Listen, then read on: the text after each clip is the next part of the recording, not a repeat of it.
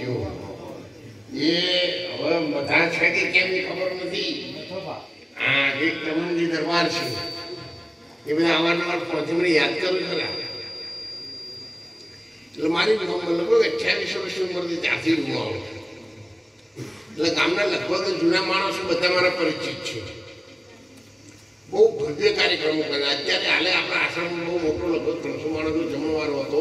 એમાં ડાયલાના દીકરા હતા આપણે આરોપજી નતા એ પાટણ રહે છે ને પેલી બોરિંગનો વહીવટ કરીએ એમના દીકરા હાલે જ આપણે ત્યાંથી 9 વાગે પ્રસાદ લઈને જ ગયા. અને એમને જ કહ્યું હું કોપડી જવાનો છું એટલે મને ઉતાવળ છે તમે જલ્દી પ્રસાદ લઈ લો. હવે આટલા બધા મહેમાનોનું મુહે રાખી તમે તારો માર જાવ એટલે થોડું એ પણ થાય. બધા ક્ષમા કરજો. જીવન જોવન રાજધન અવિચળ રહે કોઈ જવાની ધન સત્તા કાયમ રહે નહીં. એટલે સૌને મારી વિનંતી છે કે જયારે ભગવાને તમને સમય આપ્યો હોય ત્યારે બધા કામ જેટલા કરવા એટલા કરજો, પણ પુણ્ય દાનનું કામ કરવામાં કદી પાછી પાની કરશો નહીં. ભરપૂર જવાની હોય એ વખત આપણે બધું આપણે કરી શકતા હોય. હવે 80 વર્ષની ઉંમર થઈ તમે ખાટલો બનવા બેહો અને વહુને કહો સમુદ્ર દોણા નાખો નાખ્યું અમને ખબર છે તમે શું આખો દાડો થઈ ગયો તમારો ચેક તો રિટર્ન થઈ ગયો. કોઈ બેંક સ્વીકારે એવી ના રહી એ વખત તમને પૂરી કરવાની ઈચ્છા થાય તમે શું કરી કહો આગળ નાખું થાવું તો એ હોય નહીં બેઠા છો લઈ જાય કોઈની ભાષા સચન કરું છું.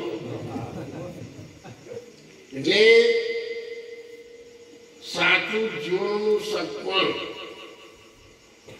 તમારા હાથે થયેલું સારું કામ પુણ્ય અને દાન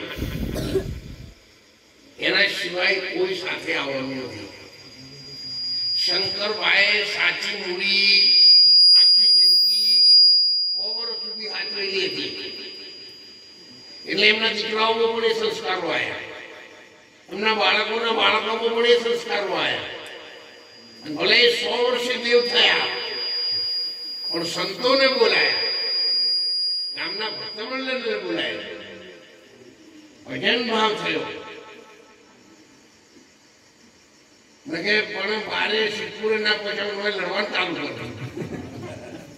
એ જીવન જ જીવ્યા છે. ઘણા રૂમાલ નાખીને ગોદરે આવો મોણો જતો રહ્યો ભાઈ હો જતો રહ્યો. થોડી પાછળ બીજો રૂમાલ લઈને આવે કે ભાઈ તાર હવને